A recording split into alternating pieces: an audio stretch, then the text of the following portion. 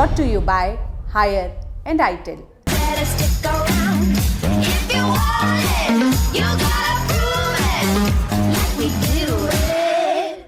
कहते हैं प्रथम विश्व युद्ध के दौरान फ्रांस को जीतने के बाद हिटलर जब फ्रांस पहुंचा पहली बार, उसकी आईफल टावर पर चढ़ने की बड़ी तमन्ना थी। लेकिन ये तमन्ना रह गई।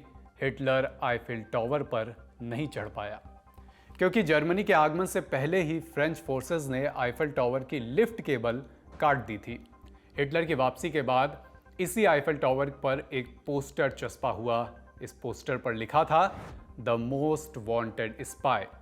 ये पोस्टर जर्मन अधिकारियों ने लगाया था और जिस जासूस को वो ढूंढना चाहते थे वो जर्मन फौज के लिए सबसे बड़ा सिरदर्द बना हुआ था, या कहना चाहिए सिरदर्द बनी हुई थी, क्योंकि ये जासूस असल में एक लड़की थी जिसने अकेले ही जर्मन फौज की तमाम खुफिया जानकारियां ब्रिटेन तक पहुंचा दी थी। सांपों को कंगन की तरह हाथ में पहनने वाली ये लड़की सेकेंड वर्ल्ड वॉर की सबसे दिग्गज जासूस मानी जाती है, वो भी तब जब उसके पास चलने के लिए एक ही पैर था। नमस्कार, मेरा नाम है अभिषेक। आप देख रहे हैं ऐतिहासिक किस्सों कहानियों से जुड़ा हमारा रोजाना का कार्यक्रम तारीख, जिसमें आज कहानी वर्जीनिया हॉल की।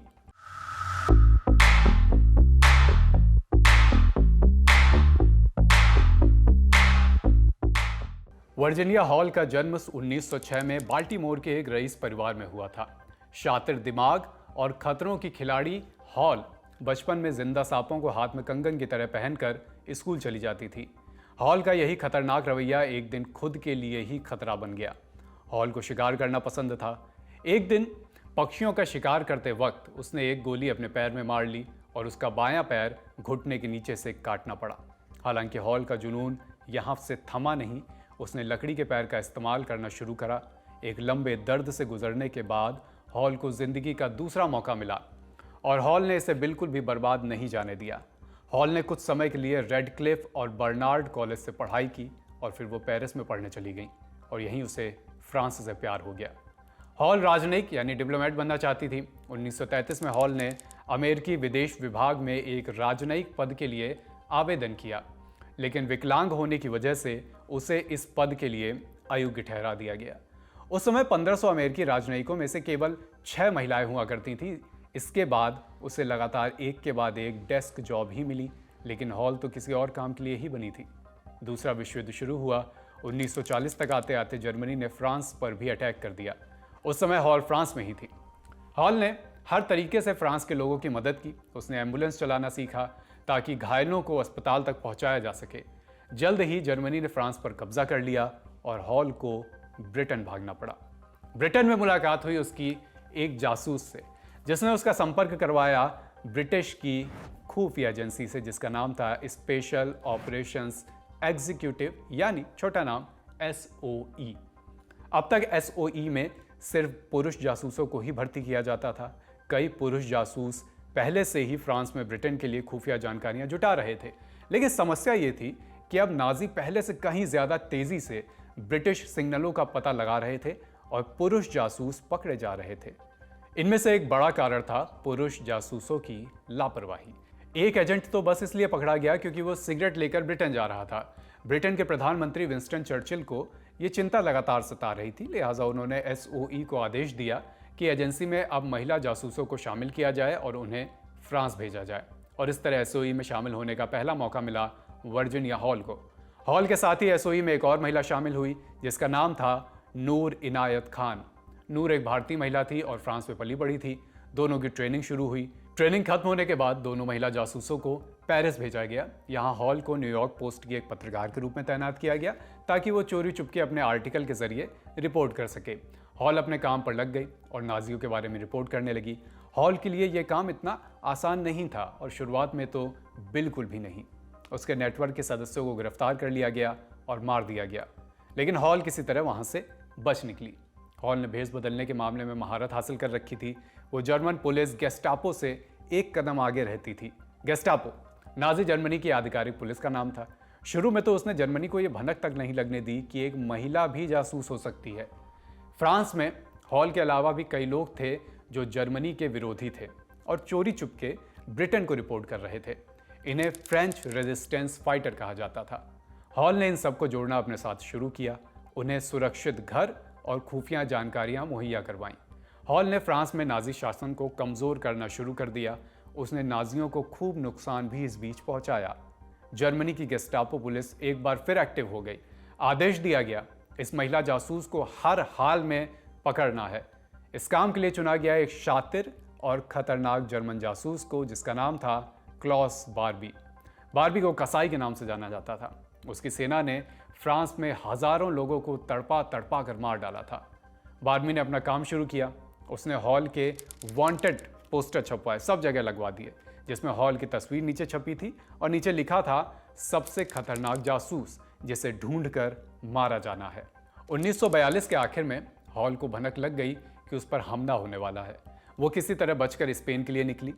हॉल का ये सफ़र इतना आसान वहाँ भी नहीं होने वाला था। स्पेन पहुँचने के लिए उसे पाइरेनीस इस नाम के पर्वतों को पार करना था, जो स्पेन और फ्रांस की सीमा पर मौजूद हैं।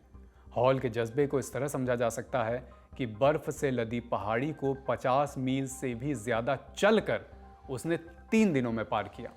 आपको याद दिलाते चलें, हॉल का एक पैर नकली था। हॉल किसी तरह स्पेन पहुंची, लेकिन यहाँ भी उसे राहत नहीं मिली। स्पेन में उसे गिरफ्तार कर लिया गया क्योंकि उसके पासपोर्ट में एंट्री टिकट नहीं था।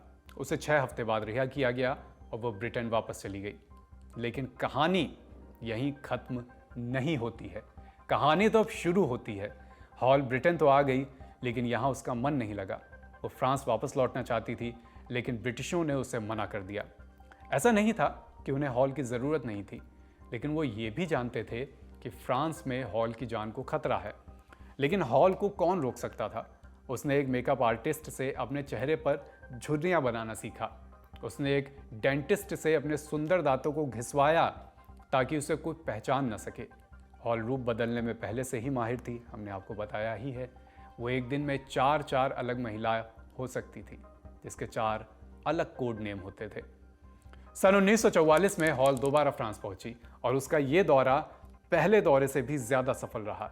उसने 1944 और 45 के दौरान प्रतिरोध सेनानियों यानी रेजिस्टेंस फाइटर्स के लिए हवाई हमलों की व्यवस्था करवाई, जिन्होंने फ्रांस के पुल उड़ा दिए और ट्रेनों में तोड़फोड़ की। हॉल इस समय अपने चरम पर थी। उसके नेटवर्क में करीब 1,500 लोग थे, जिनमें एक फ्रांसीसी सैनिक पॉल गोइलोड भी शामिल था, जिससे बाद में उसने शादी भी की। दूसरे विश्व युद्ध के अंत में मित्र देशों की सेना के फ्रांस में पहुंचने से पहले ही हॉल और उसके साथियों ने वहां के कुछ गांवों पर कब्जा कर लिया था।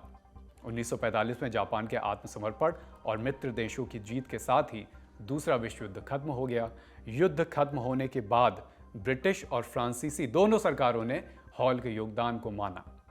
यूएसए के राष्ट्रपति हैरी ट्रूमैन व्हाइट हाउस में सार्वजनिक समारोह में हॉल को सम्मानित भी करना चाहते थे, लेकिन हॉल ने यह कहते हुए मना कर दिया कि वो गुप्त ही रहना चाहती हैं।